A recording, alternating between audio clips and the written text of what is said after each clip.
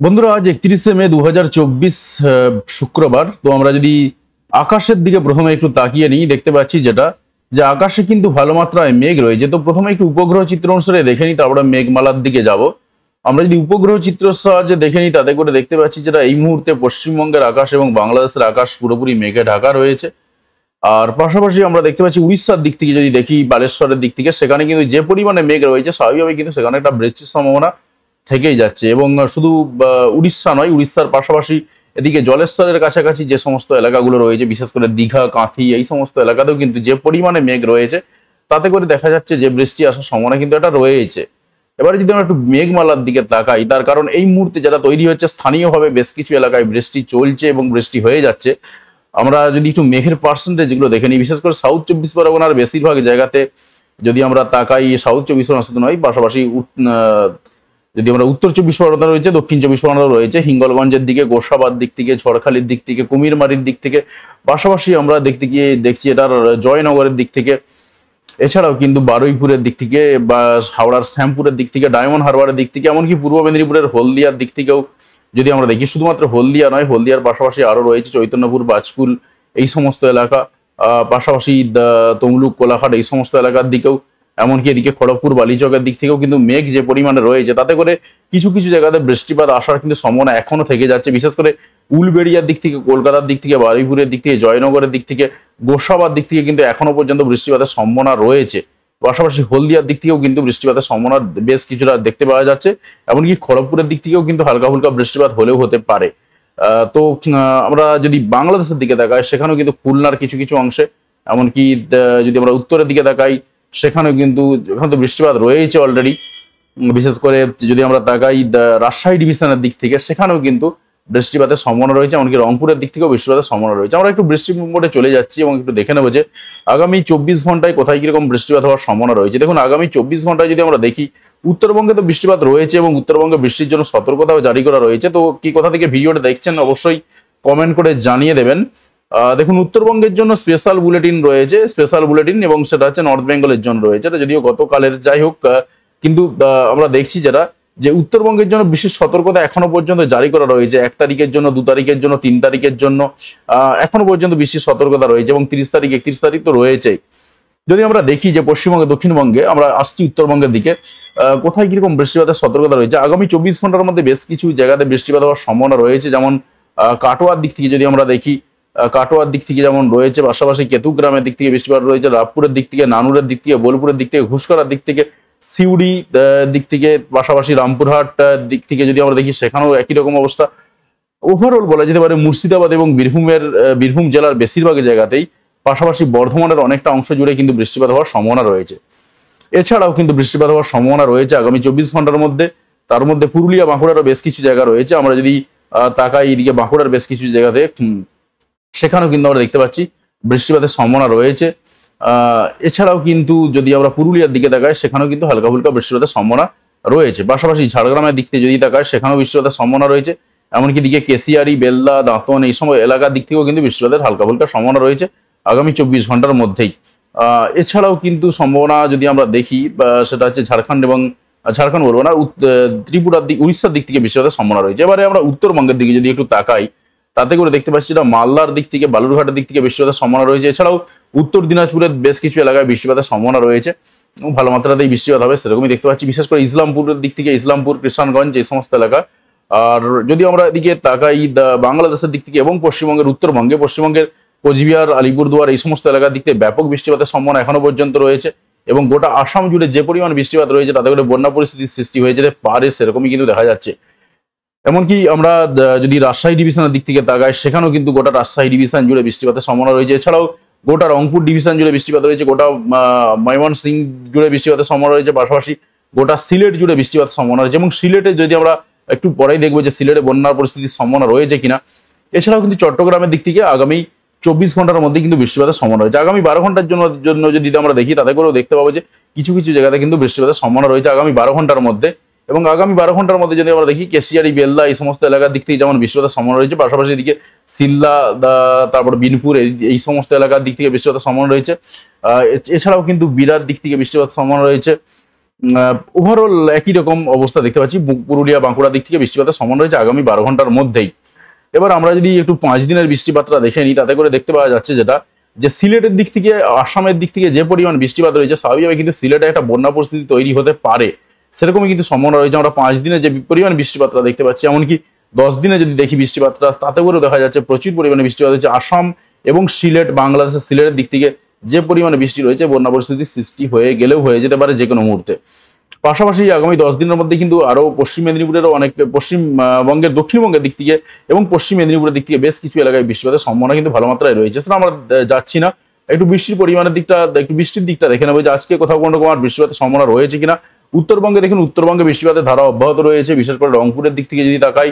এছাড়াও আলিপুরদুয়ারের দিক থেকে বৃষ্টিপাতের সম্ভাবনা রয়েছে, কোচবিহারের দিক থেকে বৃষ্টিপাতের সম্ভাবনা রয়েছে।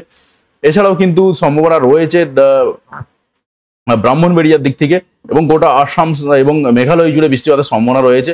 পাশাপাশি গোটা ত্রিপুরা জুড়ে হালকা ফুলকা বৃষ্টিপাতের সম্ভাবনা রয়েছে। এবং আমরা যদি মহেশখালীর দিক থেকে তাকাই, চট্টগ্রামের দিকে তাকাই, সেখানেও কিন্তু বৃষ্টিপাতের সম্ভাবনা রয়েছে।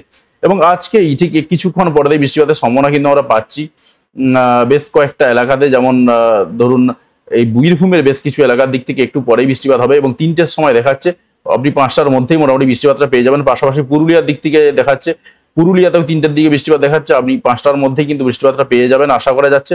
আমরা যদি একটু এগিয়ে যাই আর একটু দেখে নিই যে কি সম্ভাবনা রয়েছে, দেখুন একটু পরেই শুধুমাত্র যে বীরভূমে বৃষ্টিপাত হবে এমনটা নয়, বীরভূমের পাশাপাশি বীরভূম, মুর্শিদাবাদ এই সমস্ত এলাকার দিকে বৃষ্টিপাতের সম্ভাবনা রয়েছে। মালদার দিক থেকে বৃষ্টিপাতের সম্ভাবনা রয়েছে। এছাড়াও কিন্তু বৃষ্টিপাতের সম্ভাবনা রয়েছে বোলপুরের দিক থেকে, কাটোয়ার দিক থেকেও বৃষ্টিপাতের সম্ভাবনা রয়েছে। এছাড়াও কিন্তু বৃষ্টিপাতের সম্ভাবনা রয়েছে গোটা রাজশাহী ডিভিশন জুড়ে বৃষ্টিপাতের সম্ভাবনা রয়েছে।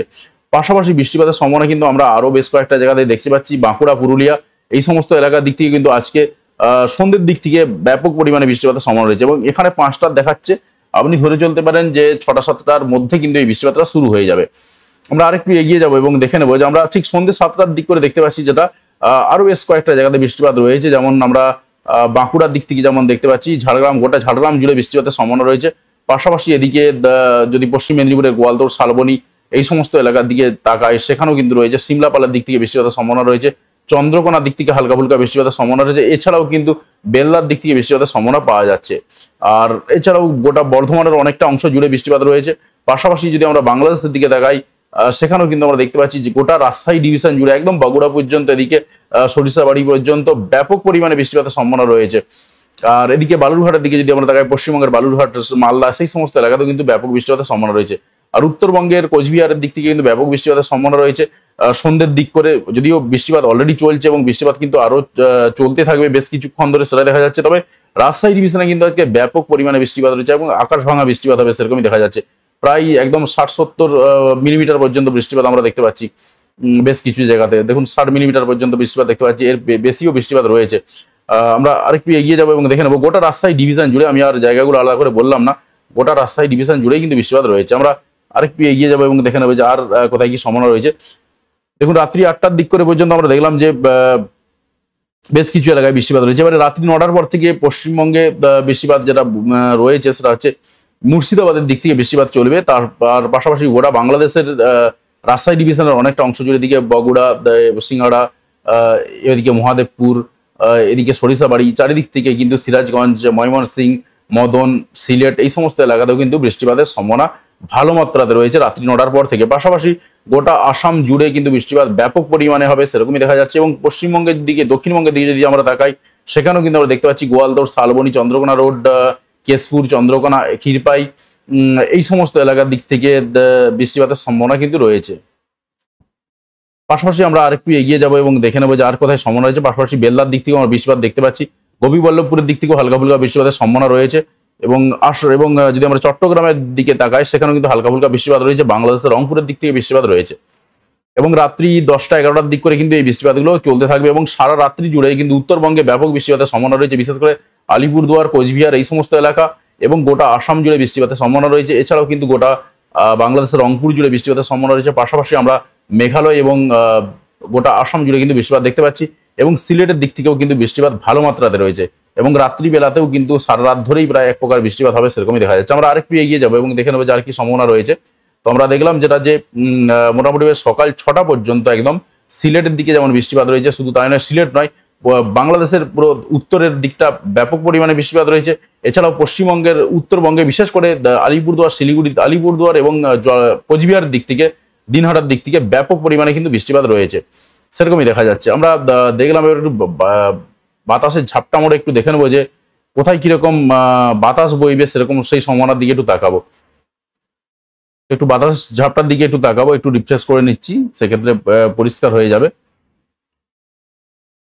তো বাতাসের ঝাপটা মোড়ে আমরা যেটা দেখছি এই মুহূর্তে দাঁড়িয়ে পশ্চিমবঙ্গে, দক্ষিণবঙ্গে কিন্তু এখনো পর্যন্ত ঝোড়ো হাওয়া বেশ কিছু জায়গাতে রয়েছে, তবে ঝোড়ো হওয়ার বেগটা কিন্তু অনেকটা কমে গেছে। 40 থেকে 45 কিলোমিটার বেগে ঝোড়ো হাওয়া কিন্তু রয়েছে এখনো পর্যন্ত। বাংলাদেশের দিক থেকে অতটা ঝোড়ো হাওয়া নেই, দক্ষিণে বাতাস কিন্তু রয়েছে। বিশেষ করে সাউথ 24 পরগনা, পূর্ব মেদিনীপুর, পশ্চিম মেদিনীপুর, কলকাতা, হাওড়া, হুগলি এই সমস্ত এলাকার দিক থেকে কিন্তু দক্ষিণা বাতাস বয়ে যাচ্ছে এবং এই দক্ষিণা বাতাসটা একদম সন্ধ্যে পর্যন্ত থাকবে, সেরকমই দেখা যাচ্ছে।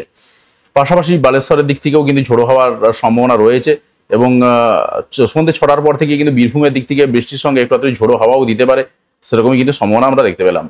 তো এবারে যদি একটু দেখে নিই যে কিরকম কি বাজ টাজ পড়ার সম্ভাবনা রয়েছে, আমরা একটু বাজ পড়ার সম্ভাবনার দিকে তাকাবো। তো কোথায় কিরকম বাজ পড়তে পারে, কারণ বাজটাও আজকাল ভালোই পড়ছে। তো আমরা একটু বাজ পড়ার দিকে তাকাচ্ছি। বজ্র বৃষ্টির মোড়ে ঢুকলাম একটু।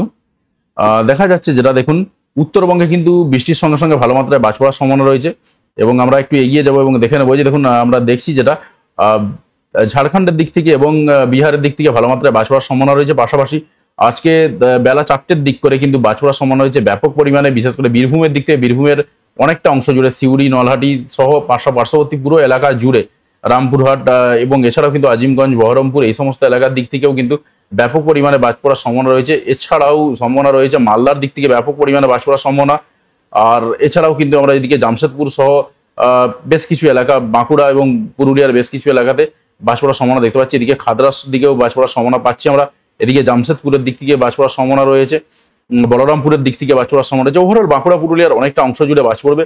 পাশাপাশি কিন্তু আমরা উড়িষ্যার দিক থেকে ভালো মতন বাজ পড়ার সম্ভাবনা পাচ্ছি এবং বেলা 4টের দিক করে কিন্তু এই বাজ পড়ার সম্ভাবনা শুরু হয়ে যাবে।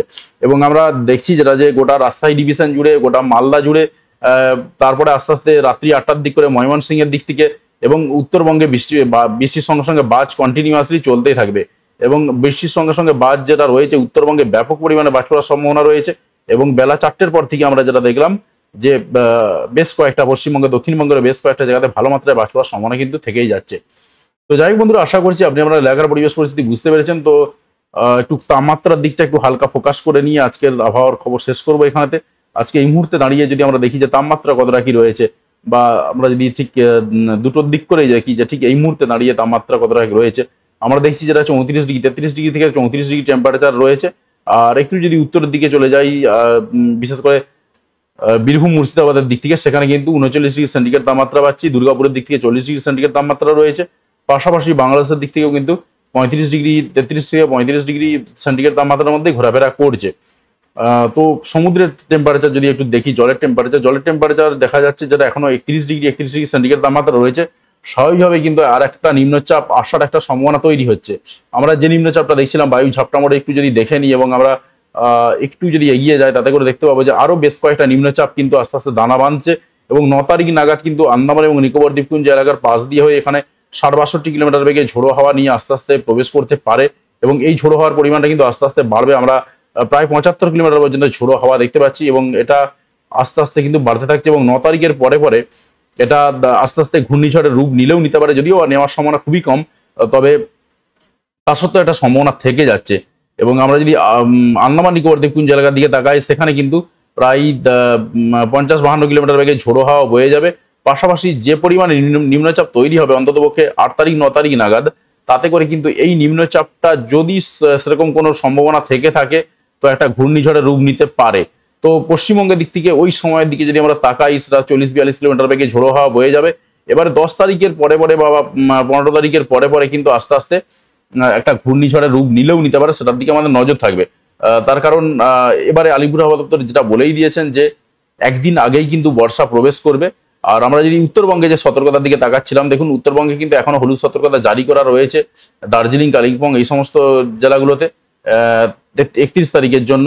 পাশাপাশি কিন্তু আমরা 1 তারিখ, 2 তারিখ, 3 তারিখের জন্য সতর্কতা পাচ্ছি দার্জিলিং, কালিম্পং, দক্ষিণ দিনাজপুর এই সমস্ত জেলা, পাশাপাশি কোচবিহার, আলিপুরদুয়ার তো অবশ্যই রয়েছে।